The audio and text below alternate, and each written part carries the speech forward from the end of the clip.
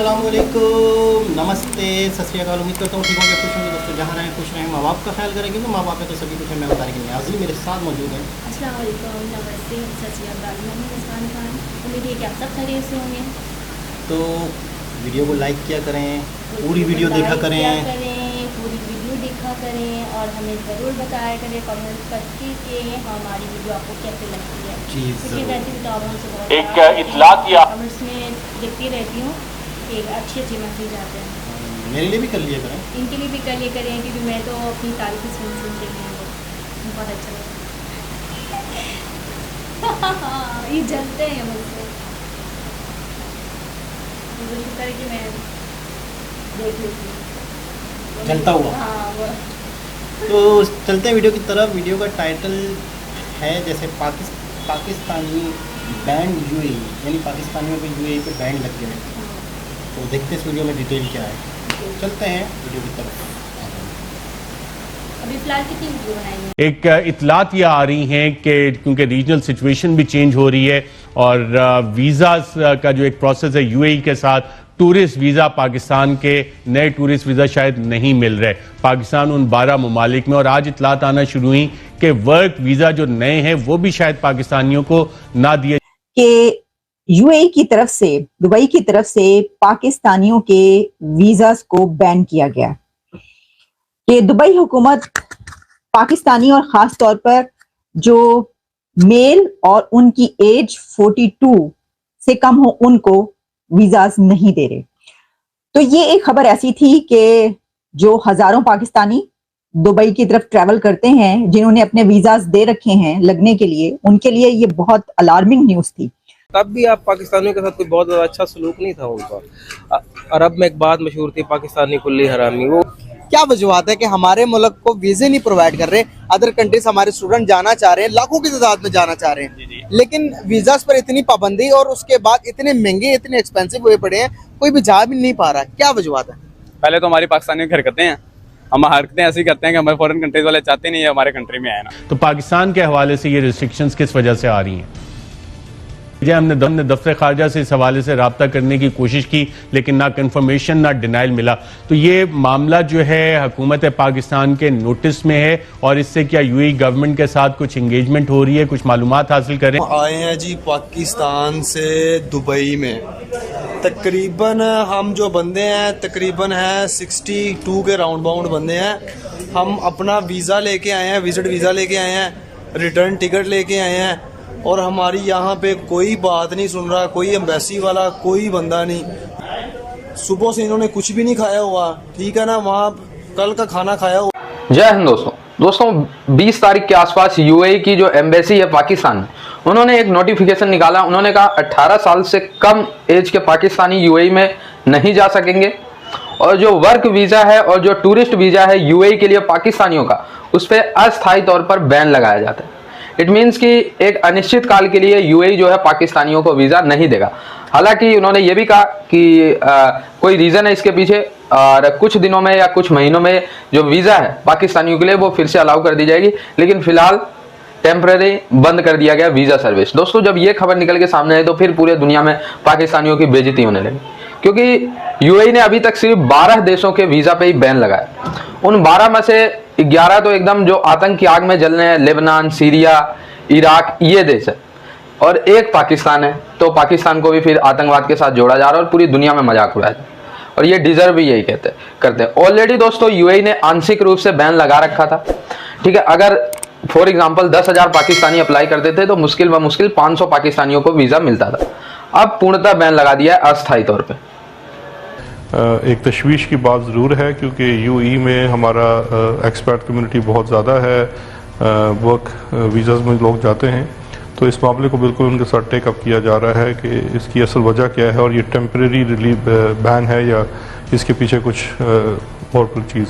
बिल्कुल, और इस हवाले से पाकिस्तान और मुत्तहिदा अरब इमारात के जो स्ट्रैटेजिक ताल्लुकात हैं वो तो बहुत अच्छे हैं, और इंडियंस को इस वक्त परेशानी है, और उन्होंने अपने कुछ ऑपरेशन यूएई से शिफ्ट इसीलिए किए थे, दुबई से शिफ्ट इसीलिए किए थे कि वहाँ पे आईएसआई वो समझते हैं कि बहुत बड़ा साया है, आईएसआई का पेनिट्रेशन बहुत ज़्यादा है, तो इंडियन रॉ को अपने कुछ ऑपरेशन भी वहाँ से शिफ्ट करने पड़े थे। और इतने स्ट्रैटेजिक हमारे क्लोज ताल्लुकात हैं मुत्तहिदा अरब इमारात से, तो इस पे यकीनन आपने कहा है कि टेकअप करेंगे तो उम्मीद है कि कुछ बेहतरी की खबर हमें पता लगेगी और जो कंफ्यूजन है वो इस हवाले से क्लैरिफाई होगी कि ऐसा क्यों है कि दुबई ने पाकिस्तानियों के वीजा ब्लॉक किए। तो उसमें यह बताया गया कि जो दुबई है वो फॉर्मल वे में कोई इस तरह का लेटर वगैरह नहीं देता कि वो ये कहे कि हाँ जी हमने आपके वीजाज बंद कर दिए, लेकिन वो डिसीजन कर लेते हैं। वो जाहिर है कि बादशाह है, जंगल का बादशाह शेर होता है, शेर अंडे दे या बच्चे दे उसकी मर्जी। वहां पर काम करने के लिए जिन्होंने जाना है, और तो वहां पे कोई जमहूरियत तो है नहीं कि वो उस सिलसिले में बाकायदा रूल्स एंड रेगुलेशंस को फॉलो करें। लेकिन उनकी तरफ से जो लोगों ने कोट किया कि जनाब दुबई का कहना ये है, और मैं आपको बता रही हूँ जर्नलिस्टों के नाम के जिन्होंने ये बातें कोट की कि खुद से जो उन्होंने वेरीफाई किया और पता ही चला कि दुबई की गवर्नमेंट का और वहां की अथॉरिटीज का ये कहना है कि पाकिस्तानी अनस्किल्ड है। एक तो उनको कोई हुनर ही नहीं आता, कोई स्किल ही नहीं है पाकिस्तानियों में, तो कोई फायदा नहीं है। दूसरा ये कि वो उनके जो तौर तरीके हैं वो ठीक नहीं है पाकिस्तानियों के। वो लंबी लंबी नमाजें पढ़ते हैं अपनी जॉब के दौरान, जब जॉब पर होते हैं तो लंबी लंबी नमाजों पर चले जाते हैं और इतना वक्त जाया होता है इसमें। तो जाहिर है कि ये एक सेंस ऑफ रिस्पॉन्सिबिलिटी जो है वो उनके अंदर नहीं है। फिर ये बताया गया कि इतनी बड़ी तादाद में इंडियंस भी दुबई में मौजूद हैं, यूएई में, लेकिन वो स्किलफुल हैं।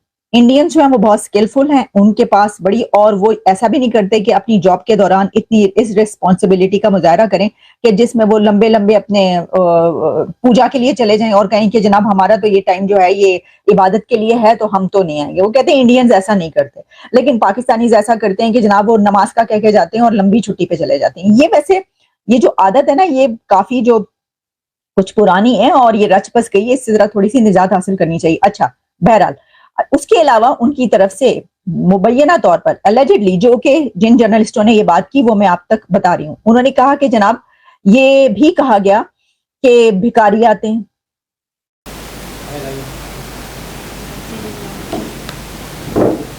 जी जनाब, अच्छा ये खबरें बहुत टाइम से आ रही हैं कि मुख्तलिफ कंट्रीज़ में पाकिस्तानियों को बैंड लगाया जाता है, तो मैं समझता हूँ कि पाकिस्तानियों के आदतें, पाकिस्तानियों की हरकतें, अभी जैसे किसी वीडियो में हमारे इब्राहिम भाई बैठे थे तो वो कहते हैं कि यार हुकूमत हुकूमत हुकूमत, मतलब आम पाकिस्तानी में आपको बताऊँ उनके अंदर शऊर होना चाहिए ताकि देखें। नहीं यानी हर पाकिस्तानी के ध्यान में होता है कि हुकूमत सही हो जाए। हाँ। तो मैं समझता हूँ कि हुकूमत चलो ठीक है, अब फ़र्ज़ करते हैं यहाँ से दुबई से लोग गए, पाकिस्तान से दुबई गए, वहाँ उन्होंने भीख मांगी या उन्होंने गलत काम किया, उन्होंने चोरियाँ की। देखो जो बंदा दुबई जा रहा है वो कंगला नहीं है, ठीक है, वहाँ उसको काम मिल सकता है, वो भीख क्यों मांग रहा है, वो गलत काम क्यों कर रहा है? तो इसमें हुकूमत का क्या किरदार? मतलब इसमें हुकूमत चाहेगी कि यार वहाँ जाके मतलब एक बंदा चोरियाँ करे। अच्छा, एक दूध वाला है हमारे मोहल्ले में, हमारे इलाके में, वो दूध पे पानी डाल रहा है, उसको हुकूमत ने कहा। तो यही तो मैं कहना चाह रही हूँ कि लोगों के अंदर खौफ ख़त्म हो गया है, डर नहीं है, लोग तो इतना झूठ भी बोलते हैं और दूसरी बात ये देखें ये चीज़ें मिला कर दे रहे हैं, कितना बुरा है। आपने हदीस में सुना होगा कि वज़न अगर 3 पाउंड हराम है ना वो तो। और तुम 1 किलो बोल के दे रहे हो, आपको पता है ये जहन्नम की निशानी है कि भाई 1 किलो है 1 किलो दो, कैसे थोड़ा सा बढ़ा के ले लो, जो रेट है वो दो। अब लोग सोचते हैं कि हम पानी जितनी से अमीर हो जाए। आपको पता है कितनी बीमारी में मुब्तला होते हैं, अस्पतालों में खर्चा करते हैं, दिल का मसला, चल नहीं सकते हैं, लेकिन फिर भी उन लोगों को अल्लाह का खौफ ही नहीं होता। बस वो सिर्फ चाहते हैं पैसा पैसा पैसा और कुछ भी नहीं। बिल्कुल ऐसा ही। तो आज पाकिस्तानियों की इन हरकतों की वजह से पाकिस्तान पूरी दुनिया में बदनाम हो रहा है। अच्छा, यूएई मुसलमान है यार, मुत्तहिदा अरब अमारात मुसलमान कंट्री है, दुबई उसका रियासत है। आज वो लोग पाकिस्तानियों को अभी भी एक मैं गई थी वहाँ पर, मैं एक ट्राउज़र लेने गई थी, तो ट्राउज़र का साइज़ दुबई नहीं थी, यहाँ पर बता रही। तो ट्राउज़र मुझे साइज़ नहीं मिला था, वो ऐसा लग रहा था बच्चों का साइज़ है। मैंने कहा मेरे साइज़ का चाहिए, ये नंबर चाहिए। अब उसके पास नहीं था तो उसने क्या किया, वो स्टिकर निकाल के ना उसमें लगा दिया नहीं, और दूसरी बात है खींच के दिखा रही है लाट साइड और पता भी और वो जो दूसरे जो बंदे थे उसके साथ उसने उसको इतना जलील किया, बोला नहीं ये तो बोलता नहीं है, अब तुम उसको खींच के बोल लो कि लाट साइड से ज़बरदस्ती दे रहे हो। आखिर वही हुआ कि ज़बरदस्ती देने के बाद मैं पहन नहीं पाती हूँ। तो नहीं, दूसरे वाले बंदों ने उसको जलील किया तुम्हारे बहुत सामने ही। हाँ, फिर भी तुम नहीं समझी। कौन? तो फिर मैंने इसलिए ले लिया था ना कि मुझे ना ईद में पहनना या था। वो मिन्नत बहुत कर रहा था। नहीं, उसने फिर दूसरा कहीं और से ला कर दिया, तो वो थोड़ा सा बड़ा था, लेकिन फिर भी वो मेरे लिए छोटा, क्योंकि मेरी हाइट थोड़ी बड़ी है, ज़्यादा है, तो इस वजह से। अच्छा हम ये नहीं सोचते कि एक कस्टमर आया है हमारे पास, हम इस कस्टमर को हमेशा के लिए अपना कस्टमर बनाएं। हाँ। मतलब हम नहीं सोचते कि बस आप चीज़ लूट ऐसा लो। दोगे ना तो यकीन करो कि आपकी दुकान में हमेशा अच्छा इतना वो- रश लगा रहेगा ना कि लोग खुद बोलेंगे कि यार ये आपको क्या इस चीज़ चीज़ का है। पता है, हाँ, मुझे हैरत है तो फिर लोगों को क्यों नहीं पता इन इस बात का कि यार हम अच्छा काम करेंगे या लोगों से ईमानदारी से चलेंगे। देखिए अब अच्छा आपको करोगे पता ना है, बरकत बहुत होती है। आपको पता है मैंने इनसे बहुत सीखा, इंडियन वीडियो से या इंडियन लोगों से, इनकी ईमानदारी से। एक बहुत बड़ी कंपनी है इनकी, इन्फोसिस IT की कंपनी है। एक दफ़ा क्या हुआ, पहली तारीख आई, जब तारीख का टाइम होता है ना, यानी सैलरी का टाइम होता है, तो इनके पास इन्फोसिस की जो मूर्ति है, मतलब इनका पूरा नाम सत्या मूर्ति क्या नाम है, इनके पास पैसे नहीं थे सैलरी के, पता नहीं क्या क्या, इनके पास बहुत सारे मुलाजिम थे। इन्होंने अपनी बीवी के सोना लिया, वो बेचा, फिर सैलरी दी, और सबको पता है क्या लिखा लेटर, क्या लिखा पता, सॉरी का लेटर भी लिखा सबको। एक दिन लेट होने पे, सैलरी एक दिन लेट होने पे उसने सबको मुलाजिमों को। अब आगे सुनो, जिस दिन उसने सोना बेचा था ना, पूरे इंडिया में उस दिन औरतें सोना लेती थी, वो उनका मजहबी दिन था कोई, जिस दिन खवातीन सोना ले रही होती हैं ज़्यादा से ज़्यादा, उस दिन उसने अपने घर का सारा सोना बेच के अपने मुलाजिमों को सैलरी दी और सॉरी भी किया। तो अब आप बताएं कि आज उसकी कंपनी दुनिया की बड़ी बड़ी कंपनियों में शामिल है। कहना चाह रही हूँ आपको, ये लोग अभी सुना नहीं था कि गोश्त में पाइप लगा के, हाँ, और जब घर पे आओ पापा इतनी बड़ी होगी, इतनी छोटी अरे मुर्गी के अंदर सिरिंजों से, एक बंदे की ड्यूटी लगी, एक बंदे ने वीडियो बनाई कि मुर्गी के अंदर सिरिंजे भर के ना पानी दे ये रहे हैं। सब चीज़ें हैं ना, तो आज ये हालात है ये हमारे। हालात हैं। अच्छी चीज़ हो, पहले के दौर में मैं सुनती थी अपनी अम्मी से, उनके अब्बू के मुझे, हर चीज़ क्वालिटी A1 होती थी और अच्छी क्वालिटी होती थी। लोगों के बाल, लेडीज़ के बाल, लड़कों के बाल इतनी मजबूत हुआ करते थे कि अब वो बाल वो चीज़ नहीं है, अच्छी क्वालिटी नहीं है, तेल में मिलावट, हर चीज़ में मिलावट थी, उससे आगे बढ़ने लड़कियाँ भी अच्छी मेहनत क्वालिटी की नहीं करती है। कौन? ये लड़की हालात अच्छी भी बना क्वालिटी दिए, महंगाई ने बना नहीं। दिया कि हर लड़कियों को निकलना पड़ता है काम के नहीं, लिए। ये अब लड़की अच्छी क्वालिटी की नहीं है, नहीं, साफ नहीं, सुथरी। है अच्छी खाना पीना उनको क्वालिटी सही नहीं मिलता कौन? लड़कियों को, नहीं यानी सही खुराक मिलेगी। खुराक किसी को भी मिलता है काम बहुत अच्छा, लेकिन अगर वो जद्दोजहद करें, मेहनत करें, वरना तो हर चीज़ मिलना। तो दोबारा किसी और के साथ आपसे मुलाकात होगी, जब तक के लिए